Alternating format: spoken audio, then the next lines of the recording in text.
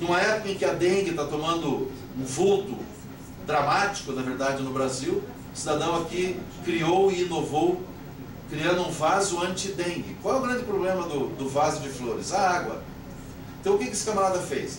Não sei se está claro para vocês de onde estão assistindo isso, mas ele fez uma gavetinha embutida no vaso de flores, e ali ele coloca a água e fecha a gavetinha. Pronto. O mosquito já não tem mais acesso à água. Portanto, algumas plantas que precisam de água podem utilizar o vaso com água, só que a água fica isolada, o mosquito não tem acesso à água, portanto resolveu a questão de plantas que precisam de água, e também resolveu a questão de não deixar a água exposta para a proliferação dos mosquitos. Cera de caroço. Bom, eu vou um pouquinho mais rápido, porque a gente está com um tempo bastante limitado, mas são exemplos de inovação de produto bem. Sobremesas congeladas. Não, mas sobremesas congeladas já tem. Tem aonde?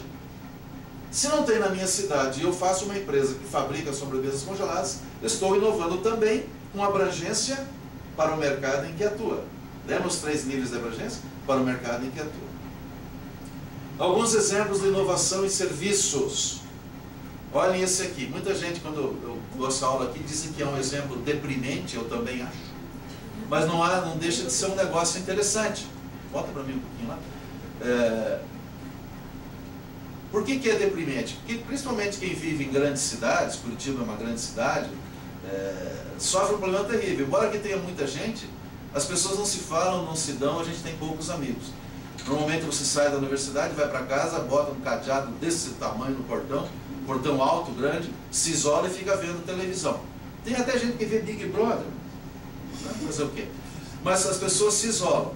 Então, é incrível, mas quanto maior a cidade, você não tem amigos, você não tem pessoas. Às vezes você quer sair, quer ir para um barzinho, quer ir para um cinema, quer ir para um teatro, quer ter companhia. O que esses caras aqui inventaram? Né?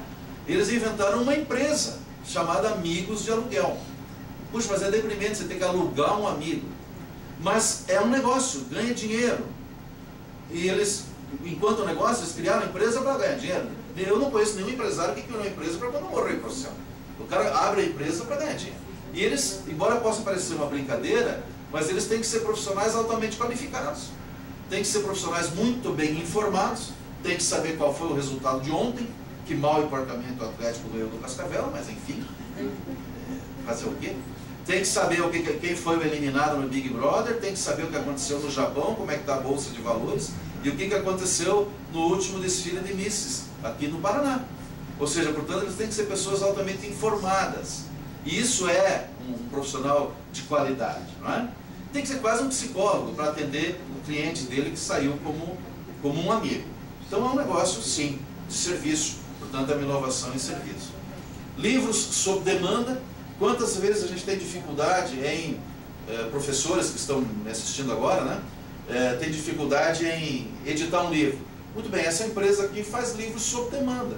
Você vai lá com os seus originais e diz, olha, eu quero 50 exemplares, ou 100 exemplares, ou 200 exemplares. E a empresa fabrica os livros para você, com ISBN e tudo. É um livro, registro na Biblioteca Nacional, tudo certinho. E antigamente era impossível você ter um serviço desse tipo, né? Você tinha que ir para as grandes editoras que faziam análise de mercado, ver se você venderia esse tipo de produto ou não.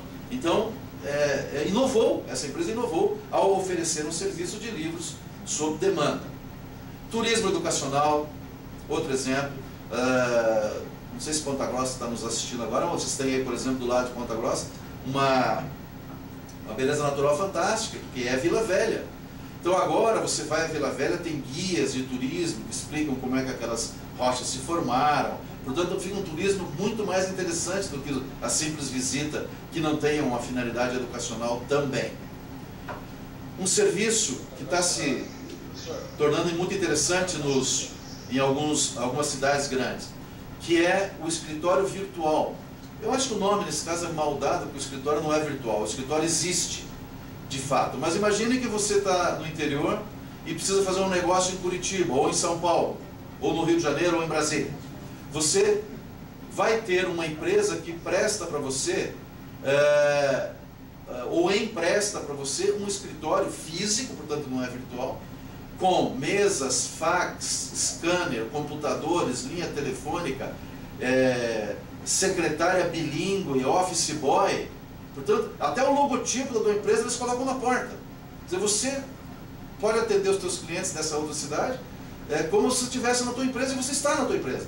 Terminou aquela negociação, você não precisa mais, você evidentemente devolve o escritório para o gestor desse escritório. Então é um serviço interessante esse chamado escritório virtual. Deixa eu ver o que tem mais à frente. Deixa eu falar mais um só. Dog Tour. Vocês sabem que a população brasileira está envelhecendo. Graças a Deus, nós estamos vivendo mais, né?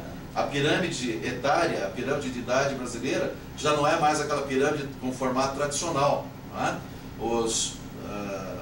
Há menos pessoas, está diminuindo a base da pirâmide, está engordando o centro da pirâmide, e a tendência é que esse alargamento vá para cima, ou seja, que nós nos tornemos, a exemplo de países já europeus, por exemplo, um país com pessoas que eles chamam de melhor idade, um dia alguém vai me provar que isso é verdade, mas com uma população bastante grande de pessoas de idade.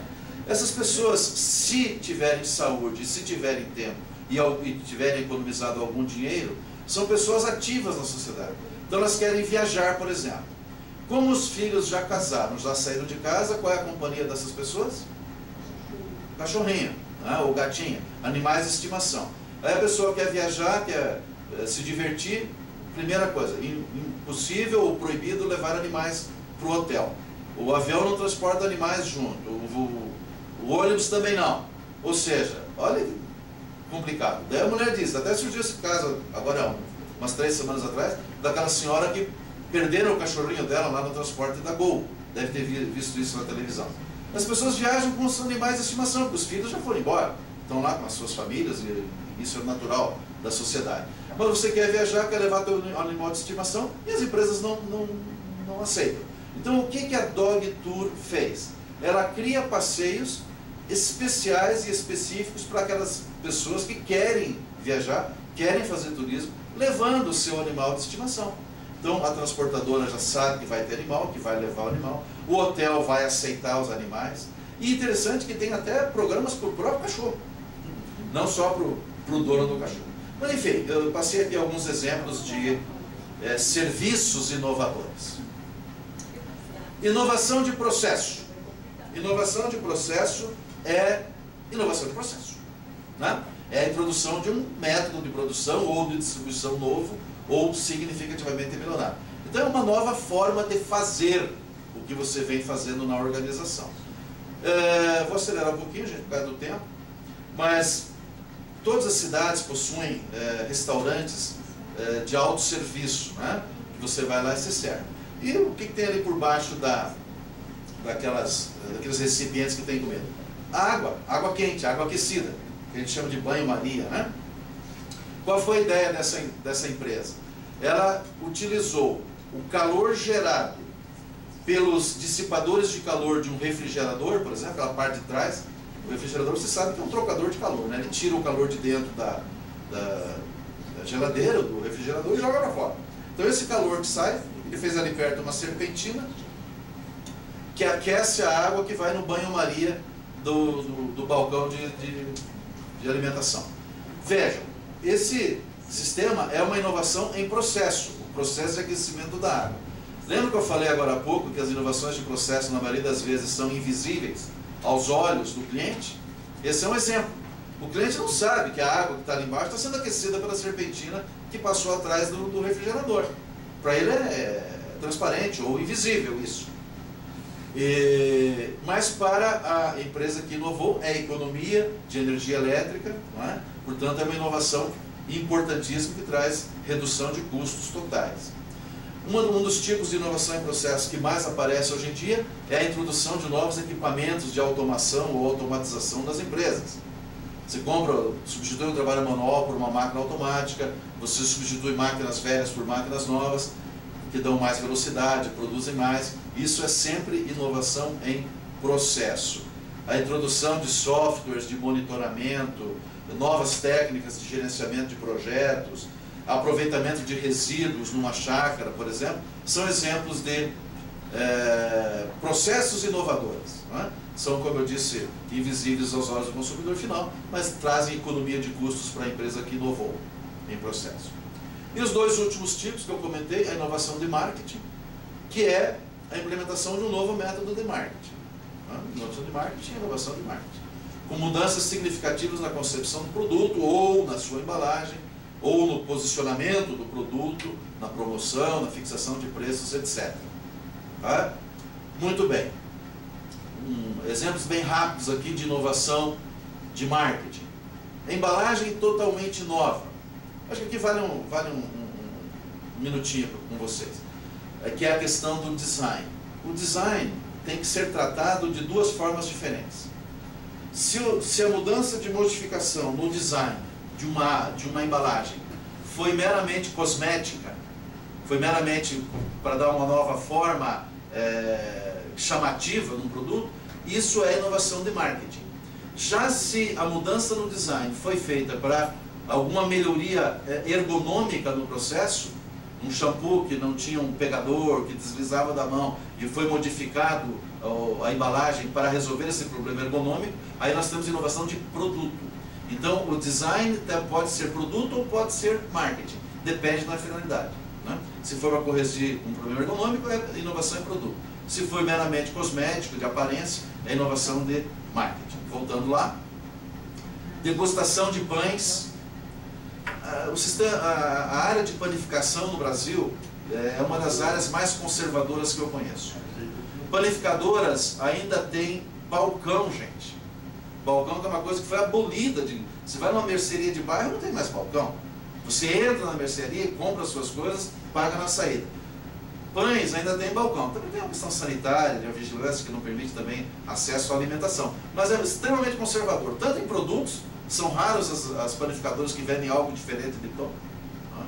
Ou vendem sempre os mesmos bolos, os mesmos biscoitos, não inovam em produto, mas fundamentalmente também não inovam em marketing. Você chega no balcão, tem um atendente, um português lá do outro lado, bigodudo, o que você quer? Quero pão. Então, quantos pães? Quero 6 pães, dá os 6 pães e vai embora. Não precisava ser feito alguma coisa. Sempre que você fala de degustação, de experimentar pães novos, etc., você está inovando no produto, porque criou o pão novo, e em termos de marketing, a degustação gratuita é, sem dúvida nenhuma, inovação de marketing. Uma nova maneira de divulgar, volta lá, uma nova maneira de divulgar, como uma vitrine viva, por exemplo, é marketing. Introdução, pela primeira vez, de um sistema de franquias é marketing. Vender embalagens de produtos que representem a região onde esse produto é produzido também é inovação de marketing, o que a gente chama de indicação geográfica, né? A iconografia, que lembra a região onde as coisas são produzidas, também é marketing. Recipientes com formatos novos e etc. E finalmente, o quinto tipo é a inovação organizacional, que é, como eu disse, a implementação de um novo método nas práticas de negócios. Leia-se gestão. Uma nova forma de gerir é inovação organizacional.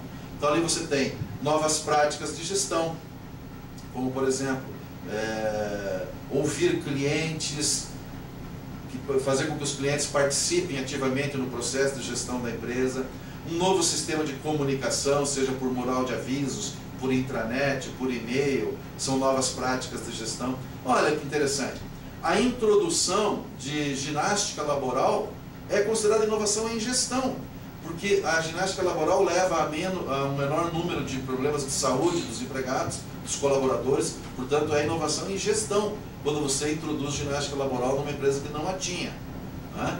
Novamente aqui, parcerias com fornecedores, inovação organizacional.